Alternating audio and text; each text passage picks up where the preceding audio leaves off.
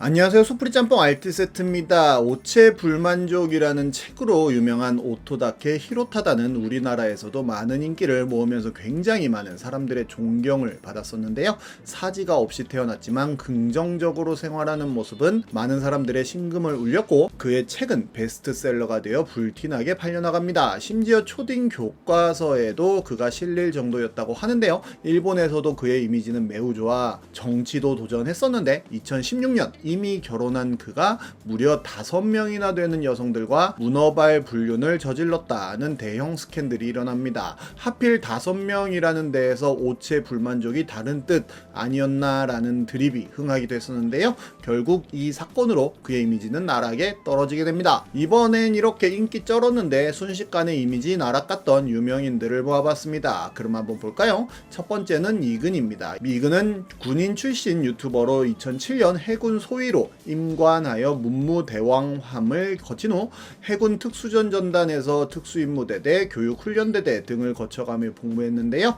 2009년엔 특수임무대대에서 중대장으로 복무하며 대테러 전문성을 갖췄고, 청해부대 작전팀장으로 발탁되어 소말리아 인근 해역에 파병되어 인질 구출 작전 및 다수의 해적 퇴치 작전에 투입되었고, 그 공으로 여러 표창까지 받습니다. 2012년에는 미국 네이비실에 유학하여 네이비실 장교 과정을 수료하고 네이비실 휘장을 수여받기도 했는데요. 그러다 가짜 사나이에 출연하면서 신드롬에 가까운 인기를 모으게 됩니다. 인성 문제 있어? 라고 하는 대사는 이근의 아이덴티티가 될 정도로 큰 유행을 하게 되는데요. 급작스럽게 이근의 인기가 올라가자 그는 여러가지 광고도 촬영하는 등 주가가 폭등하게 됩니다. 하지만 그 인기는 그리 오래가지 못했었는데요. 굉장히 많은 범죄들이 드러나면서 이미지가 날아갔던 건데, 첫 번째로 2017년 11월에 복도에서 20대 여성의 엉덩이를 움켜잡아 추행한 혐의로 200만원의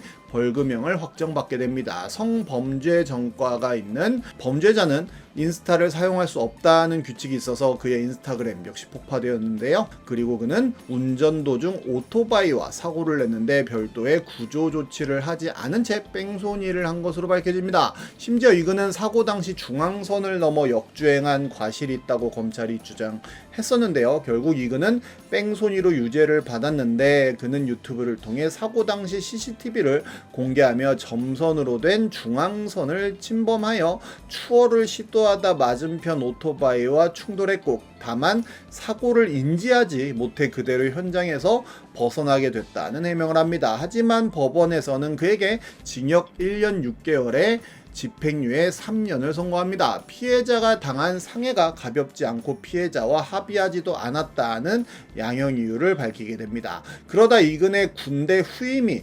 2014년 이근에게 200만 원을 빌려줬지만 수년째 돌려받지 못하고 있다는 사실을 폭로하는데요. 피해자는 민사소송 판결문을 공개해 이근이 채무를 불이행했다는 사실을 입증했는데, 이근은 이에 대해 스카이다이빙 장비와 강의로 빚을 퉁쳤다는 반박을 합니다. 이 과정에서 이근이 소방관인 피해자의 신상을 노출해 피해자는 악플 세례를 받기도 했었는데요. 이에 피해자는 영수증을 공개해 스카이다이빙 장비와 수강료는 오히려 피해자가 돈을 지불하고 구매한 것이라는 사실이 밝혀졌으며, 수강 이후에도 이근이 빚을 갚지 않았음을 수차례 인정하고 변제를 미루는 녹취록과 문자 내역까지 공개합니다. 결국 이근은 거짓말을 인정하고 사과하는 영상을 올린 후 돈을 갚습니다. 게다가 그는 앞서 이야기한 뺑소니 사고로 면허 취소 상태였는데, 그 상태로 운전을 한 혐의로 불구속 송치가 되는데요.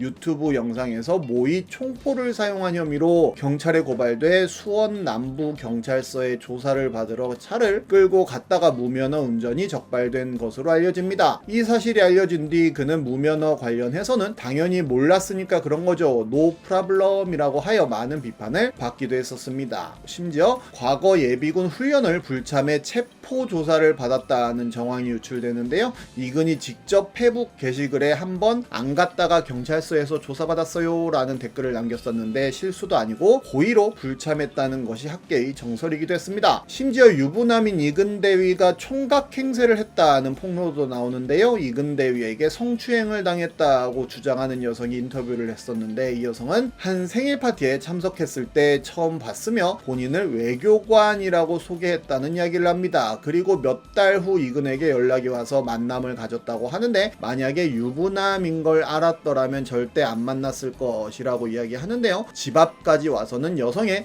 집에 따라 올라가겠다고 하는 걸 듣고 말렸다고 합니다. 그러다 가짜 사나이에 나온다는 것을 알게 되었다고 하네요. 세월호 때도 이근 대위가 출동을 한 적이 있었는데, 그는 미국인 잠수부들과 함께 세월호 수색에 참여하려고 했었다고 하는데요. 그런데 현장에 원래 있던 잠수부들이 자존심 문제로 이근 무리가 들어가는 걸 원치 않았다는 발언을 했는데, 이 발언을 두고 세월호 현장에서 6개월간 실제 구조 작업을 펼친 한 잠수부가 정면 반박을 합니다. 그곳에서 나름 고생했던 분들을 다 자존심 싸움으로 치부하다니 선을 넘었다며 미국 구조대가 현장에서 제호흡기 사용을 요청해 그에 대한 논의 과정을 거쳤을 뿐이라고 하는데요. 제호흡기 장비는 통신이 불가능해 혼자 수색부터 민양까지 해야 하기 때문에 원활한 구조 작업이 어렵다는 이유에서 득보단 실이 더 많다는 판단이 지배적이었지만, 지속적으로 미국 구조대가 제호흡기 사용을 요청해 회의를 통해 결국 승인해줬다고 합니다. 그렇게 승인을 해줬지만 막상 현장에 와서 본인들의 안전을 위해 바지선을 철수해 달라는 등 상식 밖의 이야기를 했고, 범대봉과 해경에서 힘들다고 하니 잠수를 하지 않고 돌아가 버렸다고 하네요. 그리고 미국 잠수팀은 일당 3천만 원을 요구했다는 기사가 나오기도 합니다. 그리고 러우 전쟁이 터졌을 때 이근은 전쟁을 돕겠다며 우크라이나로 무단 입국을 하는데요. 그리고 2개월 만에 무릎을 다쳤다고 주장하며 다시 한국에 돌아왔는데, 전쟁 발발한 국가에 무단 입국한 여권법 위반죄를 물어 재판에 넘겨져 뺑소니와 병합돼 징역 1년 6개월에 집행유예 3년을 받게 됩니다. 그런데 또 다른 한국 의용군의 폭로가 나오게 되는데요. 이근이